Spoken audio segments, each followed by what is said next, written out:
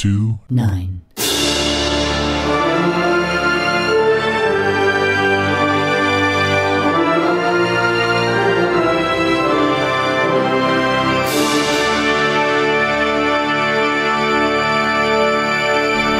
Chosen one! It was said that you would destroy the Sith, not join them! Behold, ladies and gentlemen, the unlimited power of the Countdown to 9 podcast. Something different this month. We've taken the show on the road. We are live at Viva Rancho Cantina in Burbank, California. Woo! Yes! Yeah! And there are people here. And there's actually people. And some are paying attention. Yeah, well, you know. Which is yeah, say something interesting. Sean, quick. We're losing them. something interesting, Sean. We are part 2 of a show here for May the 4th be with you. May the 4th be with you as well, and may the 4th be with you. And tomorrow, happy Revenge of the Sith. Oh, that voice means we've made good on another guest. I'll introduce him in just a second. Let me introduce myself first. Paul Preston here with Sean Blodgett. Yeah! Of the mighty Creative Motion Entertainment. That's right. We have a lot to get to today. Our 4th episode of Countdown to 9, covering the last of the original prequels, Revenge of the Sith. Now, as of this taping, we are 32 weeks and 6 days away from episode 9, which has a title now. We'll get to all that, too. That's a lot. Very exciting, very exciting. We'll definitely be talking about that and doing it all with a guest, as I mentioned. Today's guest has been stealthily appearing all over the Star Wars universe as starfighter pilot Gavin Sykes in The Phantom Menace. He voiced various aliens and other characters in The Force Awakens, appeared in Rogue One. He was the stand-in for Hayden Christensen on today's movie of focus, Revenge of the Sith, Christian Simpson! Woo! Thank you very much. Thanks for having me, guys. Great. Well, Christian can also, hang out with us and talk about episode 9 as well. So he's in here for the whole show. Yep. But before we talk about what's new, real quick, you're encouraged to talk about it with us. Chime in your thoughts at themovieguys.net, countdown9@gmail.com, at countdown9 and all the social media. And there's also one thing that we should have brought up that we have not yet. But we'd be remiss if we didn't remember the legendary Peter Mayhew. Yes. Who passed away this week at 74 years old. He played Chewbacca the Wookiee from 1977 Star Wars right up to 2015's The Force Awakens. That's 38 years of Chewie. Yep. Yeah. I also heard an interview, or somebody was talking about him on NPR. They were doing like a memorial thing, and I didn't know he wrote a children's book, which I thought was interesting. It's called Growing Up Giant. It's a graphic novel based on the true story of war and shortages faced by a young giant on his journey to find a place in the world. It was intended for children and adults. Yeah. So. An absolutely lovely guy. I was lucky enough to do a convention with him in Canada. And there were 3 of us. There was a guy from Star Trek. I forget his name. Peter Mayhew and me, for some reason, at the table next to him. I like that you made Peter Mayhew in that description shorter than you for some reason. Peter Mayhew. Yeah. He was actually 7 feet. What was it, 7'4"? Something like that. Yeah. Very tall. But the incredible thing was whenever he walked in the room, your mind just saw Chewie because of his stance and his kind of knock-kneed walking style. And such a sweet guy. I became friends with him, and my heart was broken a couple of days ago when we found out. So give it up for Peter. Yeah. Indeed. Were you on set with him or just at the Sonic conventions? Not on set with him, but he was on Revenge of the Sith, as you probably know. Yes. Chewbacca is in that. Yeah. So I think we were probably crossing paths on different days and that kind of thing in London. Yeah. So technically it didn't work with him until the conventions. Yeah. And I should mention, if you want to really celebrate the May the 4th be with you, this week on Amazon you can download a free book called Chewie. And it's a screenplay about the making of Star Wars from the perspective of Peter Mayhew. Yeah. But this is an original script written by Van Robichaux, who's a relative of a friend of mine. Very cool. Hey, this is available for free. It's like, what's a free Star Wars thing? Yeah. Because people are wondering what to do. A lot of times you just walk around and just say, hey, May the 4th be with you, and then you're done.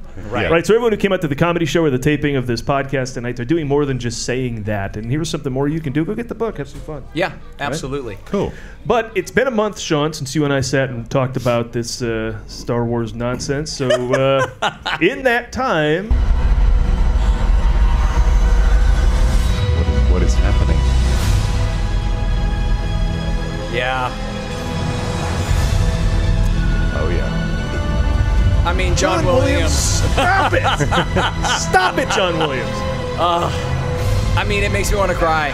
I did cry. I'm not ashamed to admit. I saw that and I was like 13 years old. You know, I wish I saw it first on the big screen because I would have cried. Because the Force Awakens trailer, I was a mess. I was a wreck. I was at Celebration, like, yeah, I'm cool, everybody, like trying to be cool, but I was crying. Did you guys see it in front of Endgame though? I did. On the big screen. I did. How cool! It was fantastic. In fact, my daughter asked me before I went to Endgame, what are you most excited about when you go see Endgame? And I said, I really hope they play the trailer for the new Star Wars film before Endgame, and then they did. And I was like, yeah, I'm so excited. I can totally go now. Totally go. I mean, although I love the movie. Thank goodness it's all Disney now, so we get the trailers with the Marvel Right, movies. Exactly, yeah. I just left after the trailer. I don't know about you. I don't know what happened in Endgame. I would have been fine if I had done that, although Endgame was fantastic. But it was good. I should probably go back. Something about the words Star Wars filling the screen from the first time I saw it in 1977. You know, that movie starts, what are we watching? And then bang, like the words filled the screen. That's iconic font and text. And they did it again. You just get goosebumps. The movie ends, or the trailer ends with this.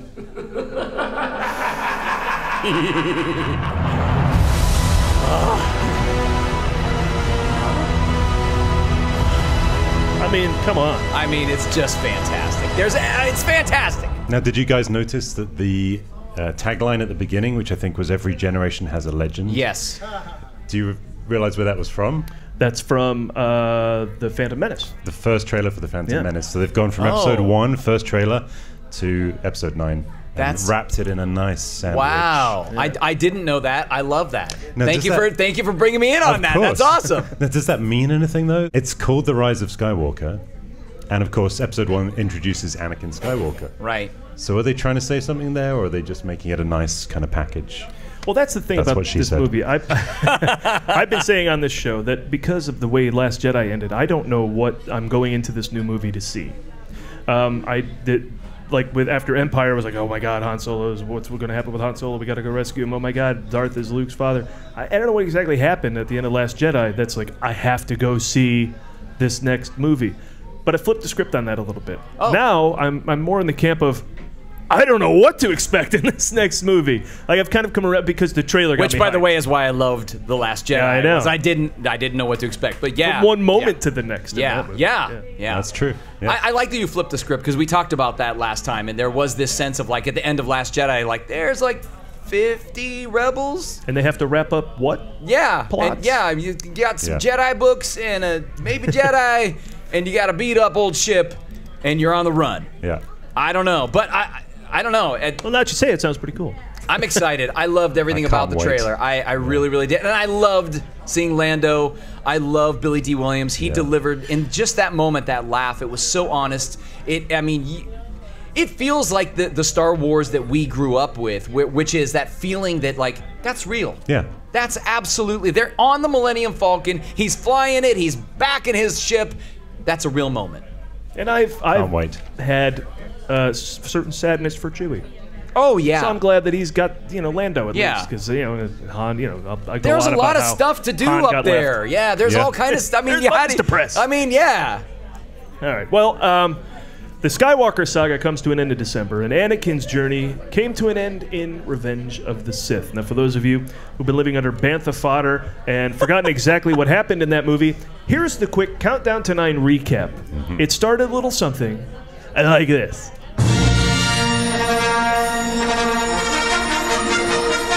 Got those goosebumps again. War. The Republic is crumbling under attacks by the ruthless Sith Lord Count Dooku, clearly the most menacing person in the galaxy, named after something you might find in poopy diapers. The Jedi, once the keepers of peace, now serve as generals to an army of clones sworn to stop the Separatist movement from splitting the galaxy in two. Oh, so the clones do attack. Except they're good guys. And they do it one movie after the movie called Attack of the Clones. Always making that distinction. Continue. The story's first mission involves Dooku having kidnapped Chancellor Palpatine, the leader of the Republic. Don't believe his lies. Oh. Dooku is assisted in his nefarious plan by the evil General Grievous. Jedi's Anakin Skywalker and Obi-Wan Kenobi have been sent to rescue him in a huge battle on Coruscant. What is it? The abdominal snowman. Abominable. Coruscant? Wait a minute. We had this problem last time. Let me see how Google pronounces it.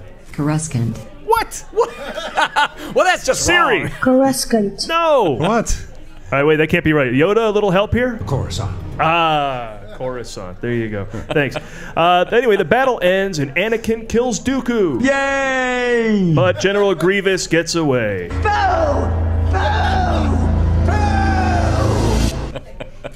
After crash landing half of a huge cruiser with his incredible piloting skills on Coruscant. Anakin learns that he is going to be a father. It's not true. That's impossible. This leads him to have some very bad dreams, not uncommon with impending fatherhood. Force dreams are confusing until they're explained to him. You create the world of the dream. We bring the subject into that dream, and they fill it with their subconscious. Oh, interesting. And Anakin believes that the love of his life, Padme, will die in childbirth. It now becomes his sole mission in life to find a way to stop the ones he loves from dying. Meanwhile, Anakin gets a promotion to the Jedi Council, but he is appointed to the Council to spy for the Chancellor, and once on the Council, they order him to spy on Palpatine. It's a mystery! It's a mystery wrapped in a riddle inside an enigma! And they will not grant Anakin the rank of Jedi Master. Yeah, he's been real flaky lately. And I'm just not sure that he's the caliber person that we would want for upper management. While watching a theatrical extravaganza with Palpatine, that can't be what that can't be from the movie. Anakin learns of the power to save the ones you love that the Sith can offer. Darth Plagueis was a dark lord of the Sith, so powerful and so wise, he could use the Force to influence the midi-chlorians to create life. Anakin can feel that there is something inside of him that shouldn't be there, but he can't quite figure out what's wrong. I feel funny. Why is this happening to me? Meanwhile, Obi-Wan travels to the planet Utapau, where he kills Grievous. Then a lot of stuff goes down. See if you can follow along. Yoda travels to Kashyyyk to defend it from invasion. Palpatine comes out as Darth Sidious. That's brave. Anakin tells on Palpatine to mace Windu. Windu confronts Palpatine. Anakin gets scared and lops off Windu's hand. Palpatine kills Windu. Anakin swears allegiance to Sidious and becomes Darth Vader. Palpatine issues Order 66. The clones kill the Jedi. Vader even kills the little kids, and then he heads off to Mustafar. Very nice. At the same time, Palpatine declares himself Emperor. I'm a very stable genius. Transforming the Republic into the Galactic Empire.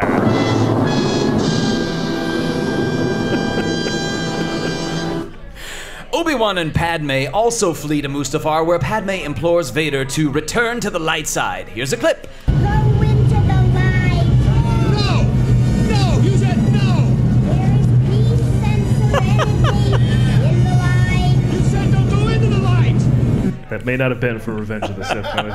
Eventually, it's teacher versus pupil again. Or, for the first time, for Obi-Wan, as he faces off against Vader in a lightsaber duel.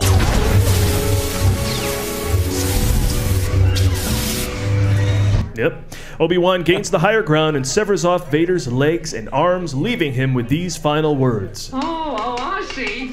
Running away! You yellow bastard! Come back here and take what's coming to you!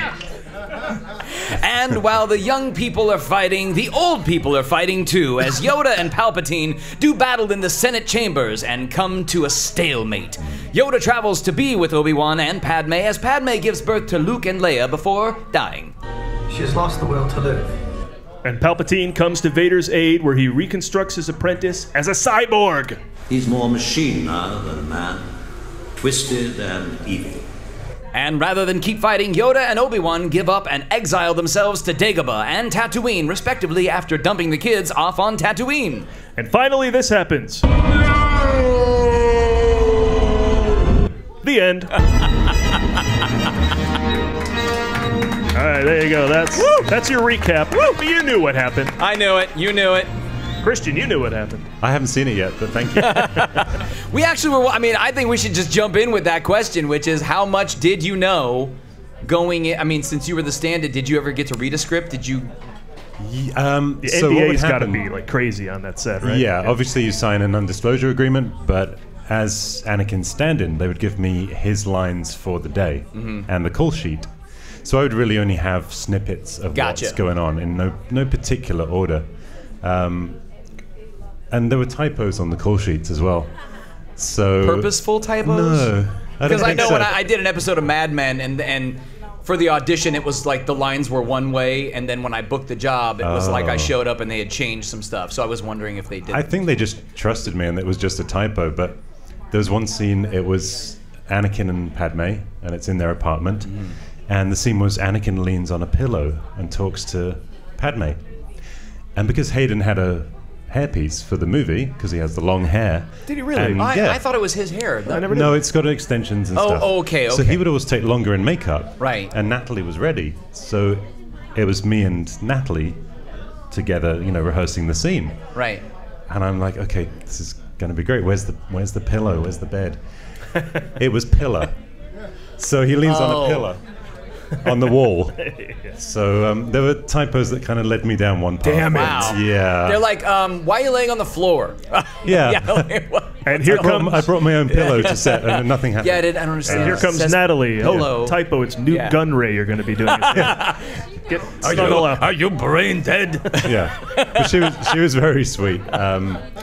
Another weird one was they were just very flippant about it. So that moment you mentioned where Anakin is lying in the lava, and it's actually really emotional. Yes. On the call sheet, it's just Anakin becomes toast. Wow. Like insensitive or what? Wow. Come on.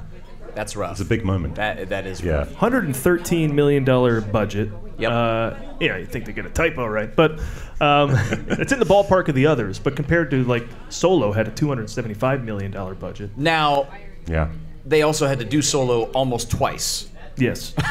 True. But that's in the 113 is in the realm of the other prequels. 275 is in the realm of the Last Jedi was like 262. Right. So Endgame was 355. Yeah. Made its money back 9 times over already. Yeah. Do you know the most expensive movie of all time? It's none of the ones I've mentioned so far. Gone with the Wind. I was just going to say that. For inflation? No. Yeah. With inflation? No. Okay. Or they haven't determined that. They've determined box office via inflation, and Gone with the Wind is the biggest movie ever. It's made Right. like $2 billion. Like Really? Like nothing. Oh, like that's it was interesting. Nothing. Yeah.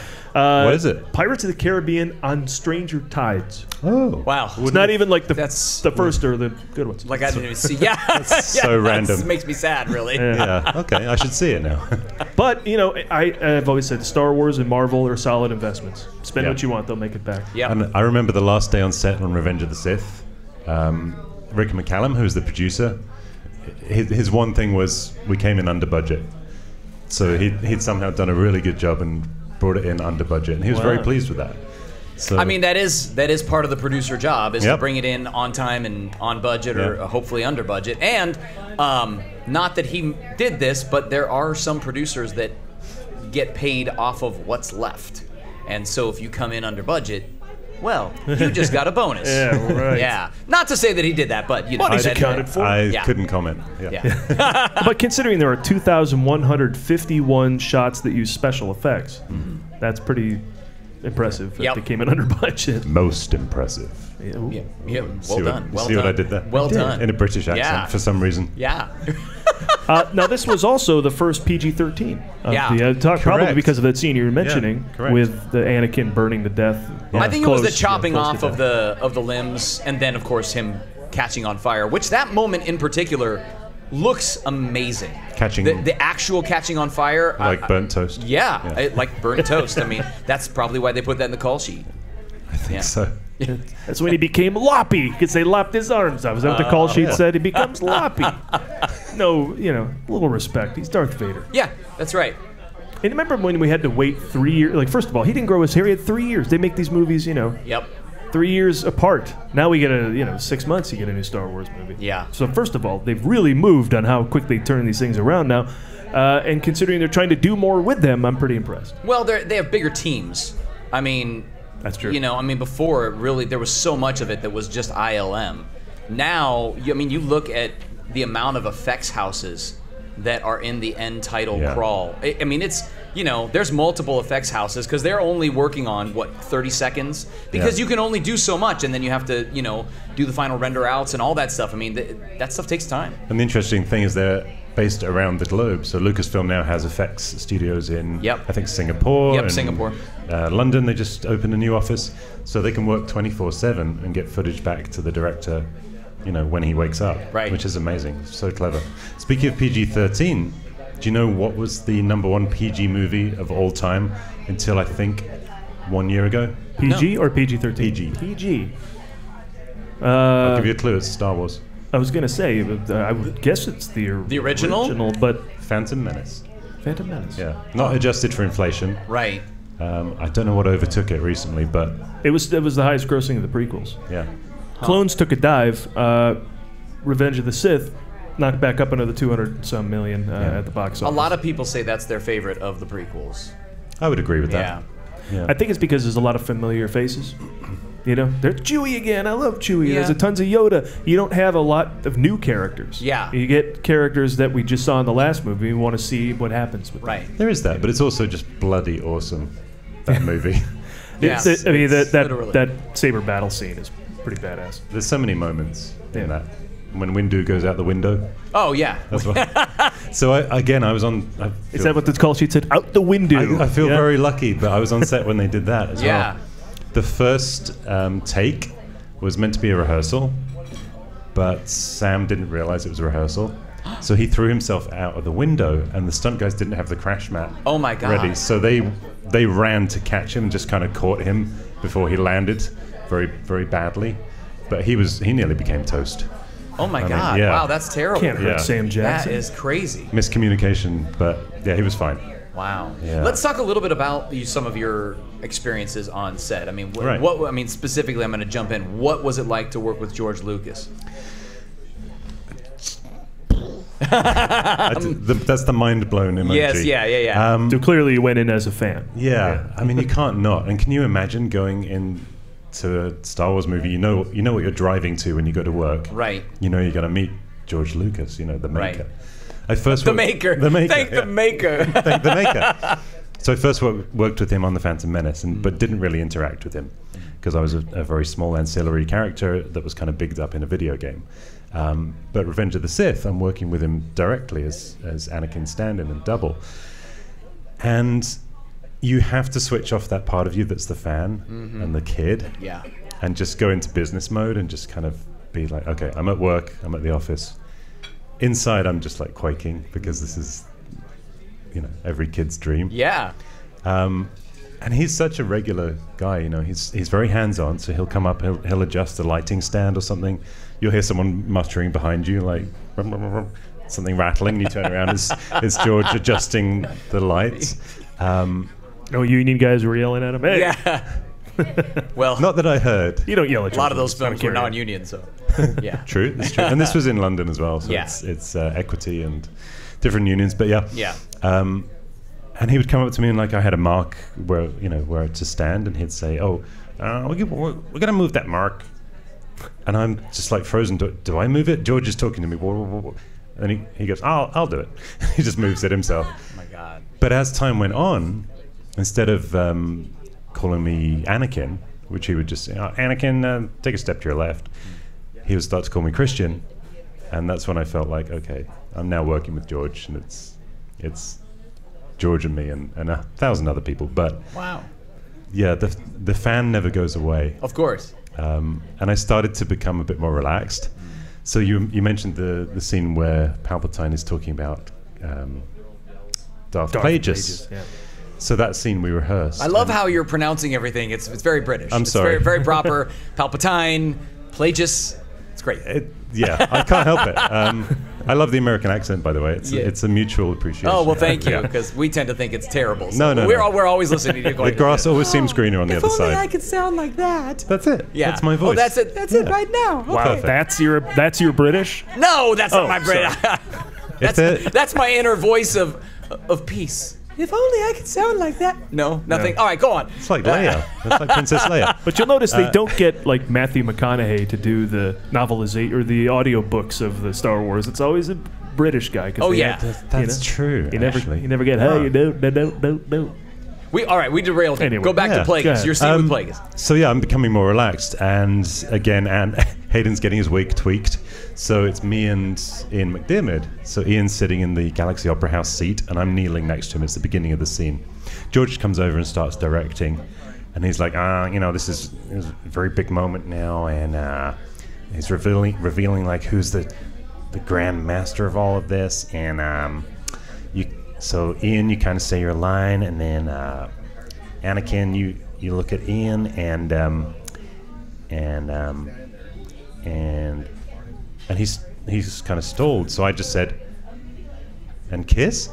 And I thought, bloody hell, what am I doing? Don't say. Oh, and there's silence on the set, and then George just goes, and kiss. Nice. So. Not fired. I'm okay. It's okay to be relaxed with George. So then I got it. No, yeah.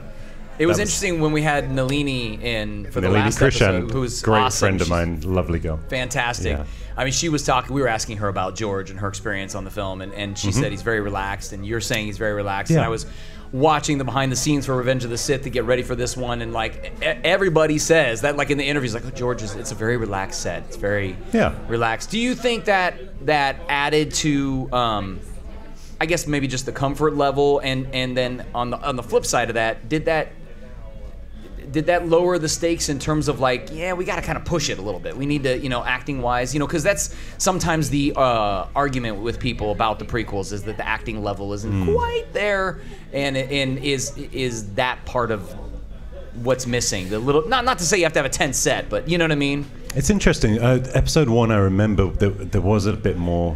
I don't know if it was tension, but definitely it was George coming out of semi-retirement, I guess, back then, and hadn't directed for 20 years, I guess. And definitely he was more relaxed on Revenge of the Sith, but also we all felt like we know what we're doing here now. Right. We're all in this together. This is Star Wars.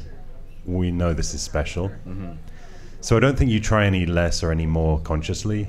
But I think Hayden definitely just became relaxed with the part. I think he's a fantastic actor. I know some people have criticisms about styles of acting and that sort of thing. I'm probably biased, but if you look at his performance in Revenge of the Sith, definitely, whatever you might have said before, he'd relaxed into it then. A lot of pressure. Yeah. A lot of pressure for Can you that imagine? role. Yeah. Imagine that fandom, and it's all on you. Yep. I mean, yeah, I don't even want to think about that. But I will say, in terms of the acting, going back and watching it again, there, and we had this conversation about Attack of the Clones. There's moments that are in there that I feel like it's in the script. There's some beautiful things happening, but we just don't quite get there emotionally. And one of them for me is the scene where Padme comes and confronts him near the end, and they're on Mustafar. I mean, that scene, the writing of it is actually quite, intense and dramatic, and they kind of go there. But I would say if I was looking at that scene in an acting class, and I was pushing the actors, I'd be like, you guys are at a 7 right now, maybe a 7.5. I think you need to be at an 11. The thing about George is he's very hands-off as a director. Yeah. He'll give you stage direction. He'll say, turn to your left, turn to your right, more energy, more intense. Yeah. But pretty much other than that, all you hear is action and cut. And that's obviously he will come up, and so he directed me in one thing. This is a weird claim to fame. So I'm the last voice recorded on tape of a George Lucas Star Wars movie. Oh. So it was pickup shots. It was my birthday. It's January 31st, 2005. It's Anakin talking to Palpatine. It's the moment when he gets knighted as Lord Vader. He's just thrown out the window. Right. And I'm doing the Palpatine part. So it's just cameras on Hayden. And it's the scene, I think it's, because the Jedi do not trust you, my young apprentice. I believe you are the only Jedi with no knowledge of this plot. It's that scene. Pretty damn good. That was damn good. I mean, come on. Christian Simpson, everybody. Thank you. It's been 15 years. So he comes over and he's directing me, and he says, so you're talking about Hayden or Anakin's wife, his girlfriend. He's talking to me like I don't know the movies. Right. He's saying, the Senate are going to kill all the Jedi, or the Jedi are going to kill the senators. Right. And one of the senators is Padme. So he's trying to explain to me, just say it more dark, more evil. So I did it again, and I just put more emphasis on the Padme line, including all the senators, Right.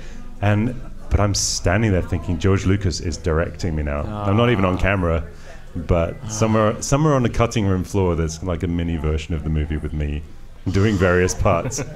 But yeah, the direction is definitely, it's up to the actors, I think, ultimately, to bring it on set. Yeah, that's very interesting. He does seem to have a lot of trust for the actors. Yeah. Which I think is great, but I also wonder if that's the thing that was lacking. Oh, and this was something else. The hard ass. The hard ass. The whip cracking. Yeah, I mean, there are directors that will call you on your BS.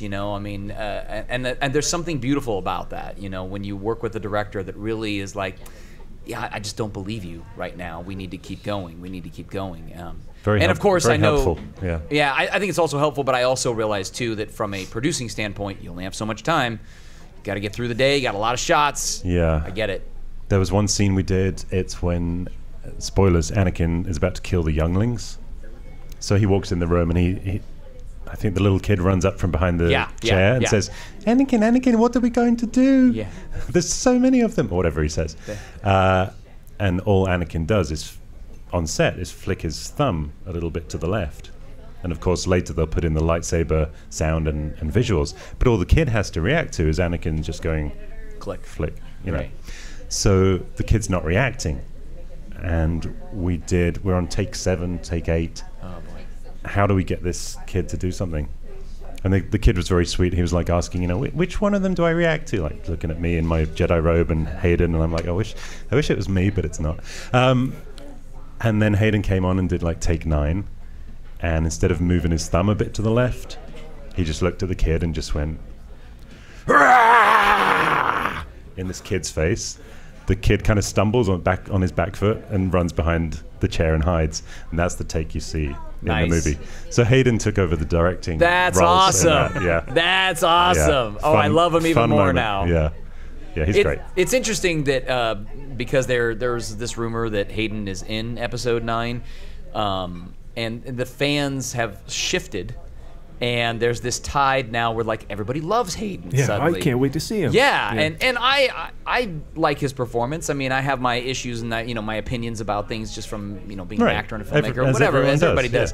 But I think ultimately it's really fine. It's a good performance. And there's so much going on in these movies. There's so much to consider. Yeah, I don't know if that's true, but just to say, I think that turn was as soon as he did Celebration, and people just welcomed him back, and it was so nice to see all the fans embracing him. I would like to see that happen for Jake Lloyd. Yep, Jake. I mean, he's had some strife and some problems. Yeah, definitely been out of the limelight because of those. I mean, I played around with Jake on set when it was 1997, and I asked him, do you know who Darth Vader is? Do you know who you're playing? He's like, yeah, I saw the movies, yeah. But he's like, he'll be climbing up on a ledge on the set where he's not meant to be, and it's an 8-year-old kid, so if anyone is hating on an 8-year-old kid, then you've got other problems. That's terrible. Yeah, agreed. All right, so I have 2 unique takes on this movie that I want to bring up real quick. First, do it! The first one is, and actually, it's a take I meant to bring up when we talk about Phantom Menace, because all through these prequels, when you first see Qui-Gon Jinn and Obi-Wan Kenobi, they've got the Jedi robes, right? Are they? If you look at the first movie, are they what? Obi-Wan Kenobi wears a robe because he's in hiding on Tatooine. So he dresses like people on Tatooine, like Uncle Owen. Okay. Now, by the time you get to the Return of the Jedi, it looks like a Jedi wears all black and is a badass black dressed outfit guy. So now, we got to talk about that. There's a sidebar conversation for the black outfit and Jedi, but go on. So it seems like George Lucas said, "All right, well, Jedi's now dressed like people on Tatooine." Is that true? Because there's a case there. There's a case that I mean, Ben is hiding in exile. Well, go ahead. What do you think? Well, to me, okay, first the Return of the Jedi thing. I think that was more a reference of him going towards the dark side. Definitely. And there's an ultimate choice there. Is he going to make the choice to go to the dark side, or is he going to go to the light? And I mean, because he really kind of does start to go towards the dark side. I mean, he's dressed like that when he showed up at Jabba's palace. That's what I'm saying. I mean, right out of the gate. I mean, he strangles the Gamorrean guard with the Force. That is not something we see Jedi do. So he's definitely teetering on the dark side throughout that entire film. And that's a good point, just to pick up on that. At the end of the film, when he's, helped his father off the Death Star, and, the flap at the top of his shirt has fallen, one button has fallen open, and you see the white inside of the outfit. Right. On the other side, it's light colored. Right. And it's showing, I feel like it's the revealing of his light side coming back. Yeah. Oh, that's interesting. Yeah, I think there's a lot of visual poetry that George puts in there. Here, I just thought they said Obi-Wan wore this, so now Jedis wear that. Yeah. Well, yeah, I mean, back to that point, I mean, it's an interesting observation. I mean, how much of, there's always that question of how much of the things we saw in as the films progressed was actually intentional. How much of it was really, I mean, I don't mean intentional. I mean, had that big of a forethought. Predetermined, maybe that's a better word. Yeah. How much of it was really back in that, oh, yeah, I'm definitely going to, this is what a Jedi does, and this is what a Jedi, I mean, how much of that? I think it changed a lot as he went along. Yeah. Have you ever read the first draft of The Adventures of Starkiller? Yeah. Okay.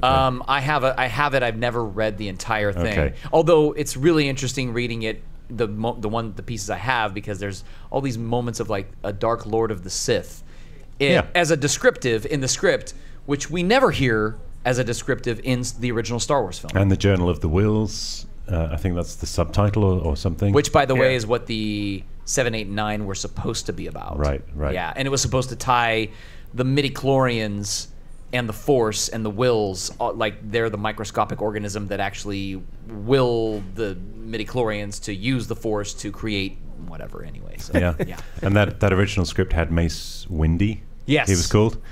So I learned something very weird on my birthday on that day on set, because we'd finished in August 2004, and we were always told there's going to be one more day. It's going to be the final day. It's going to be 31st of January, and I was like, cool, my birthday. And we were at Shepperton Studios for the whole of the UK shoot, and then we moved to Elstree for that one day. And Elstree is where he filmed the original trilogy. And we were on H stage. So this was all getting a bit weird. And then George actually very rarely kind of gave a speech. Not a big speech, but he said, he explained that stage H and where we were standing was where they filmed the first shot in 1976. Oh my God. He said the Millennium Falcon cockpit was over there. Harrison and Luke were in that, and we were on that stage, and he wanted to wrap up his 6-movie journey on the same spot. So I later asked, why 31st of January? So that was the first day, as I understand it, that he started shooting episode 4, A New Hope, 31st of January. And it turns out he'd started writing that original draft in January 1973. I think 31st of January, which was the day I was born. Oh, so there I am on my birthday. You were meant to do this. I didn't tell anyone it was my birthday, but as a fan and just feeling like you've kind of been on that journey, we all have our own stories about Star Wars. Yes. So that was my little fun tidbit. Wow. Yeah. Wow, that's so cool. It's interesting, too, that you brought up. I mean, we do all have our personal stories with Star. I mean, that's why we're doing this podcast. Exactly. I mean, there's something. I was thinking about this idea of May the 4th. I mean, it's essentially become this holiday. Yeah. And I love that it's just a joyful holiday. It's a time to remember something that pop culture that people love and how much it's affected. All kinds of things. But yeah, we all have special stories and special parts of our journey. I don't know if you guys have anything that comes to mind. Do you want to share that's just like a special Star Wars connection? Well, I saw the first one with my dad. Likewise. Yeah, and I hadn't. Were you at the premiere for this one, for Revenge of the Sith? In Germany, not London, but yeah, Berlin. Yeah, that's cool. It was cool. Yeah. I mean, I was thinking about when I saw Revenge of the Sith. I was at the Cinerama Dome at the ArcLight down. That's also cool. I was like, where were you? Germany. I had to watch it in German though, which for the first time. Oh no, which was that's not so as fun. cool. I hadn't seen it until then. There was talk of a because technology had advanced so much by the time you get to Revenge of the Sith. As soon as the movie was released, bootlegs. Oh yes, and there was one in China that was it suffered awful translation. The Jedi Council was called the Presbyterian Church. That's the 1973 script. Yeah, that was in the original. And Vader's no, it came up. Do not want. Do not want. Do not want. Bad for me. Yeah. Love it. But so anyway. Yeah. Oh, that's cool. Well, I mean, yeah, that's the first time. When I ask someone what their favorite movie is of all time, it's presumed besides Star Wars. Because it is that special to everybody. Apart from The Empire Strikes Back, what's your favorite movie of all time? Yeah, exactly. Yeah. I'm that rare guy, though. I like the first one the best. That's a good film. Yeah. I mean, kind of like we were talking earlier with people about Star Wars movies. And, he says, well, Empire doesn't have any ending. It's, a cliffhanger. So Star Wars maybe just beginning and ending and being a full arc of a story puts it over the top for me. Plus, I love it. That Death Star battle, I mean, every time you watch it, you get chills. That is the perfect movie moment. Yeah. So I can understand. When was the last time you saw the Death Star battle from the original Star Wars film? The original version. With the squares around the TIE fighters? Pre-19... They're hard to find. Yeah, it's hard to find. Pre-99, I guess it was. When did the special edition come out? 97? 97. Yeah. Something like that. And I'm one of those weird people who likes the special edition and the updates. And I'll tell you why. I think even the Han shooting. I'm just going to take it all because it's George's story. Yes. And I'm going to say it's his thing. Whatever his vision was, and he says that was how he meant it to look, and it didn't look like that in the original cut, and he didn't have the effects to edit the shot in the original cut. So finally, he got the budget to be able to do it. But for me, it's more than that. It's that when you update these things, it brings them back for a new generation. Sure. So when you enhance something, you remaster it, you put it on Blu-ray, that is much better than trying to pick up Caravan of Courage or something on VHS, Yeah, the Ewok movie. I agree. So I think that's an important part of keeping the movies alive, and they're never going to die anyway, but to keep younger people, younger audiences engaged. Into it and engaged, I think that's important. Yeah, no, that makes perfect sense. So my other weird take on this movie is because I just watched the opening battle sequence, which is a great sequence. The first time a Star Wars movie had like a minute and a half unedited cut. And apparently that was supposed to be longer, much longer. Oh, I have that. They shot an hour. Yeah. So there's a whole bunch of stuff. They shot and put together an hour-long battle to start that movie. But one of the first couple scenes, the clones are in one ship and Anakin and Obi-Wan are in another, and Anakin's worried about the clones, and he says something like, they're doing their job, and then they blow up. Yeah. There's no concern for wow, we're creating people, like the whole scientific idea that now a whole movie could take on for we're creating people, and we're just using them for they don't care. Yeah. It is interesting that they never touched it. I never thought about it until I said, these guys are just dying they were built to die, and that's it. Is there any moral dilemma we could have about it? But they touch on that a little bit in the Clone Wars series, right? Is it Clone Wars? No, Star Wars Rebels. Rebels, That's where it was. I saw there's some stuff with the clones later on, and some of them go off and kind of start their own little, I don't know, villages. I don't know, they're the village people, whatever. Right. But they have this struggle because they do kind of end up having sort of different personalities, even though they all look the same. And so I don't know that it's a valid point. I also think within that sequence, there's a very big, in my opinion, there's a missed opportunity. I have a problem with, they always reference Anakin as this massively powerful Jedi, and other than this great lightsaber battle, which is incredible, I mean Hayden and Ewan McGregor did a fantastic job, but other than that, which it's great, I don't know that I ever see this moment where he is this massively powerful Jedi. I wanted to see that, and so for me, the missed moment was when that ship is coming in and it splits apart, and they have this dialogue of I'm still flying half a ship. You know what I mean? Yeah. I think it would have been incredible if he would have just sat back as they're coming in fast and just closed his eyes and used the Force and slowed it down and laid it down, and just have that moment with Obi-Wan and Palpatine looking over each other like, holy crap, what just happened? That's pretty cool. Yeah. Yeah, I would have liked to have seen that. Yeah. And we all have Special our little edition. Yeah.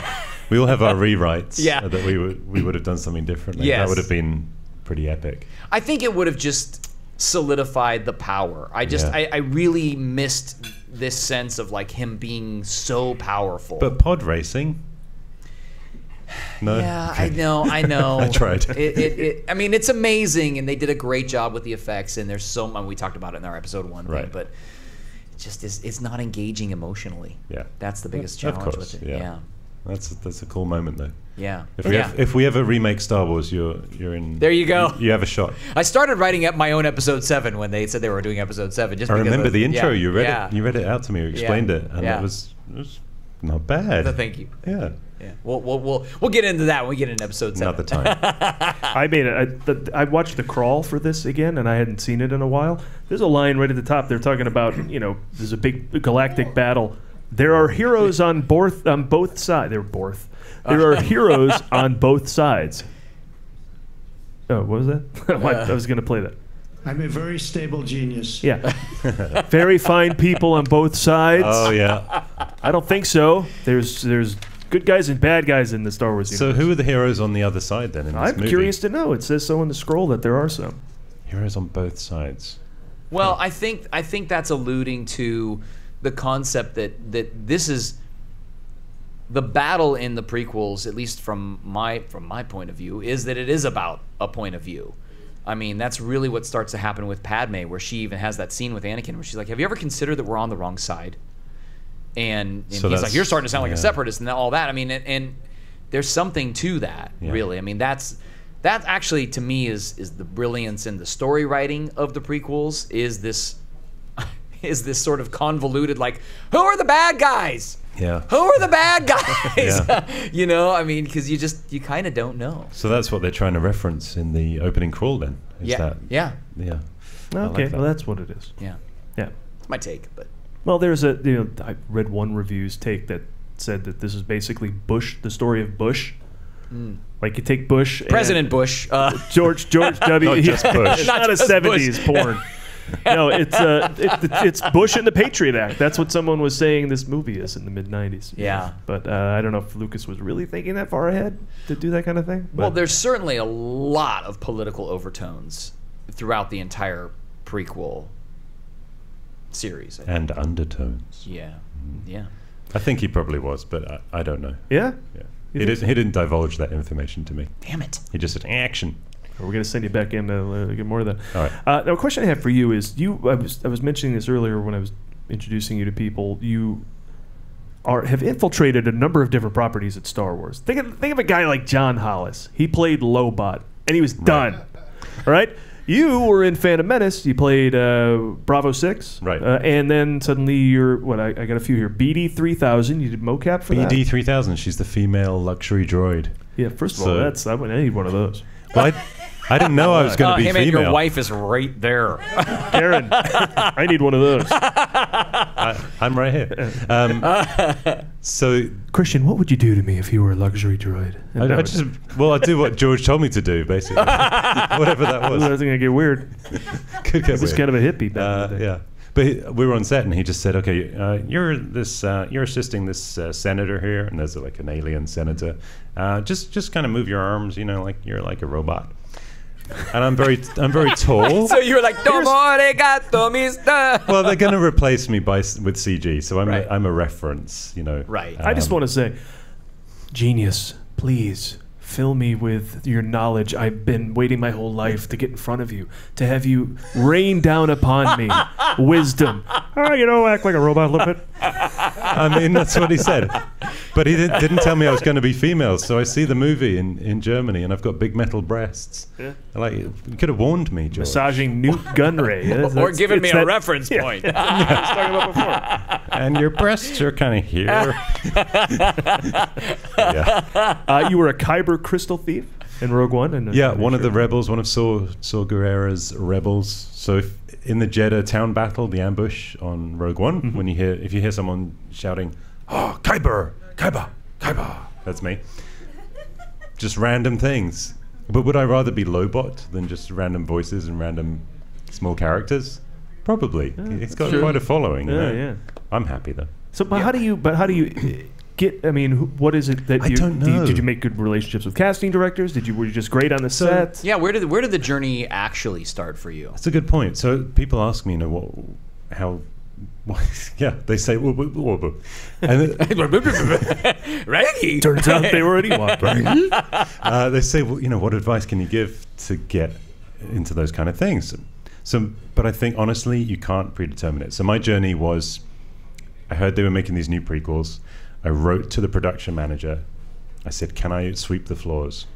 He said, "No." Then I saw a random advert, and they said, "We're looking, we're casting for." Ancillary characters, and I saw it on the internet. It was on Ain't It Cool News, if you remember that website. It's still there. And I phoned the casting director and I said, "Please get me an audition. I have to do this." And she said, "Oh, the deadline's tomorrow. We need to get a photo and stuff. You don't have time." So I registered mail, sent in a photo, sent in my acting resume and qualifications. She got me an audition. I waited 3 months by the phone. Then the phone rang and it was her. And she said, "Oh, Christian, what are you doing in August for 3 months?" I said, "Why?" She said, "Oh, they want you for Star Wars." And you can imagine, I talked about being, the little fan inside you. Yes. I mean, my gosh. So I went to the fitting and all that good stuff. So on the set, I thought, okay, I've got to speak to the producer, which was Rick McCallum. And he was the loveliest guy. He put his arm around me, talked about giving me a credit at the end of the movie and blah, blah, blah. I followed up with email, so I kept in touch with him afterwards. He sent me a Christmas card, this kind of thing. I invited him to my wedding, those sort of things. He didn't come, but right. But still, he got an invitation. Damn it! I invited Harrison Ford to my wedding. He didn't show. He's like, "When's the wedding?" And asked me the info. So just keep in touch. And then by the time Attack of the Clones, they made almost all in Australia. So they did literally one day in London. That was it. So there's no chance. Revenge of the Sith. I send an email. I say, "Hey, Rick, I think you might need a stand-in for Hayden, and I'm the same height and kind of look a little similar." And he just replied immediately. In fact, he replied before I'd sent it because he was in Australia. So if you count the time zone, I got the reply like that. Wow. And he said, email Polly at Jack Productions. So the production company was called Jack, which was named after the initials of George's kids. Oh. So I emailed her, and one thing led to another, and I'm on set on Revenge of the Sith. Wow. And then I get to know other people and the sound guy. So Matt Wood, who voices General Grievous, is a really good friend of mine. He did all the battle droid voices. He's the supervising sound editor at Skywalker Sound. With a couple of Oscar nominations for these films under his belt. Yeah. Should have won them as well. Yeah. So then again, it's kind of becomes who you know. And just a random meeting at Celebration in Anaheim. And I just kind of joked with him, like, "Hey, you got to get me in the studio, And I was there with my wife. And he said, "Oh, actually, yeah, what are you guys doing in August? And are you SAG?" And I said, "Yes, we're SAG." And he said, "Okay, I'll be in touch." Thought nothing of it. Right. July, we get an email. And it's for The Force Awakens. Oh, my God. And there's 10 of us going in to voice all the ancillary characters and stormtroopers. And then that carries on, and it ends up being the Lego Force Awakens video game. And I voice Kythra Nali, another random character. Yeah. That's Poe Dameron's wingman in The Last Jedi. Big role in Last Jedi. Yeah. So it just spiraled all from just kind of being a little ballsy on the set with the producer on episode 1. And you just got to kind of just take those chances. Don't push it, but, knock on doors. And how many actors, though, have translated? I was going to say transbonded. There's a lot of trans actors. Transmuted. I'm not transgender. Not that there's anything wrong with that. Or appeared in the prequel trilogy and the new films. Right. I mean, you're Anthony Daniels, right? Yeah. And Peter Mayhew. Kenny Baker was in Force Awakens briefly. And was he? I didn't know that. Yeah, he's that's credited awesome. in that. Actually, that's another fun story. So we were on the set of Revenge of the Sith. Kenny isn't in the movie. It's all CG R2. Kenny Baker then appears to my left. And because I'm sitting in Hayden's... Because I'm sitting low, essentially, Kenny comes up to me instead of George. And I'm like, well, this is really weird, but also, hi, I love you. And he's like, oh yeah, should I talk to George? Like, I'm not meant to be here, but I heard they were filming, and I was in the area, and they let me through security because and he hitched a ride on a golf buggy. Oh my God. And he told me this kind of story about how he hasn't had a chance to do this new film. So I saw him on episode 1, but not 3. And I was like, yeah. Well, what have you got to lose? George is right there. Go and ask him to be in the movie. So he's like, I don't know. Oh. So George then sees him, and then Kenny goes over and talks to George. One thing leads to another, and they fly Kenny over to Skywalker Ranch to film blue screen R2-D2 stuff for Revenge of the Sith, and then he ended up being in The Force Awakens as well. Oh my God. Yeah, so he's credited, obviously, in those. Oh, what a great story. Yeah, so there's Anthony, there's Kenny, there's Peter. Ian McDiarmid, maybe in episode 9. Yeah. Now, I know we're jumping all over the place, but oh well, let's do it. Ewan McGregor, voice in The Force Awakens. Yes. Oh yeah. Very briefly in the Maz Kanata. She's taken her first steps. Yes. You have alluded to, with conversations you and I have had, that you have some knowledge of where this is headed. Do you know a lot? And I won't ask you to. My headphones just cut out. I can't hear you. Verizon. Yeah. Do you have a knowledge of where this is headed, or no? Very, very little. Okay. Yeah, I know like a couple of characters that haven't been announced yet, that kind of thing. Right. But yeah. Are you announced as an actor on? No.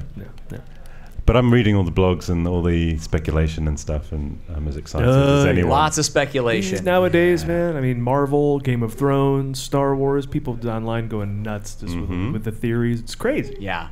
It's fun. It's tough. It fills the void. I don't want to read the one that's right, though. That's the problem. They're never right. They're never right. There was one Game of Thrones one. Oh, really? Yeah. Oh. There was an Endgame one as well. So I watched Endgame a couple of months ago because I do the audio description narration. So if you turn on, like on Netflix, or if you go into the cinema and you ask for audio description, they'll give you a little decoder, and I'll narrate the entire movie. Oh, wow. Which my voice is still recovering.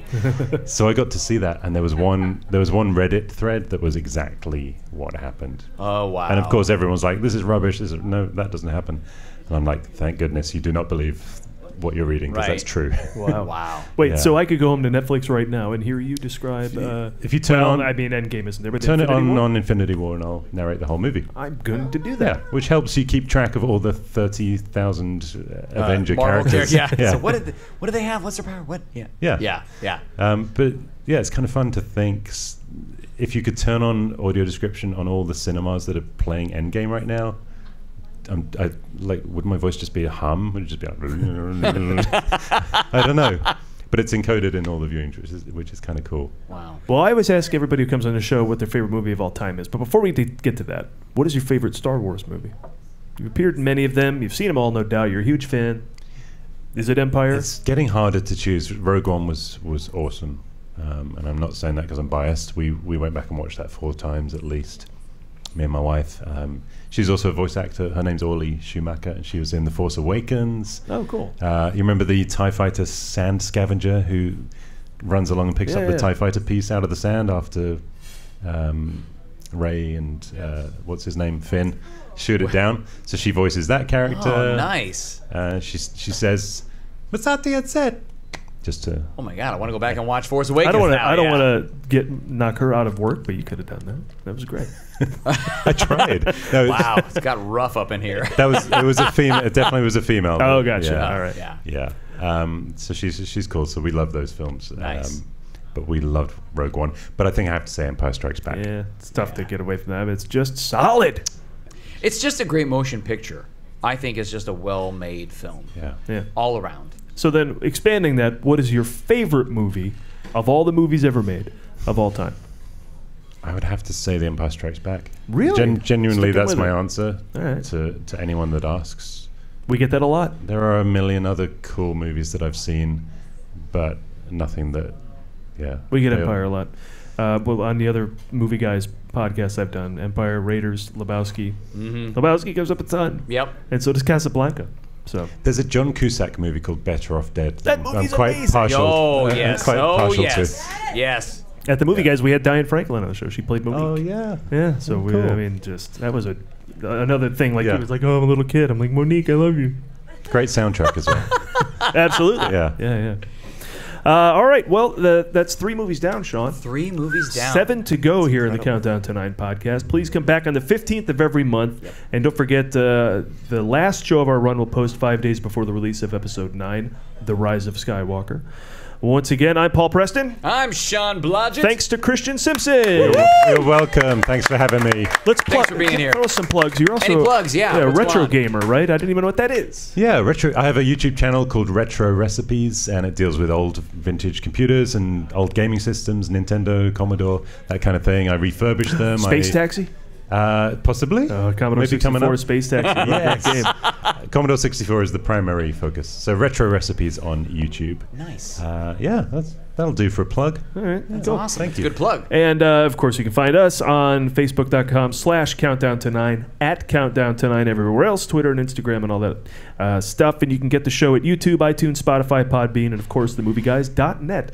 Join us next month as we wrap up the prequel trilogy with a look at... Oh, wait, we've done that. We've done that. Wrapped We've up done the that. prequel trilogy. We wrapped it up. Wrapped it up. Moving on to Solo. There you go. A Star Wars story. Until June, Sean, I love you. I know.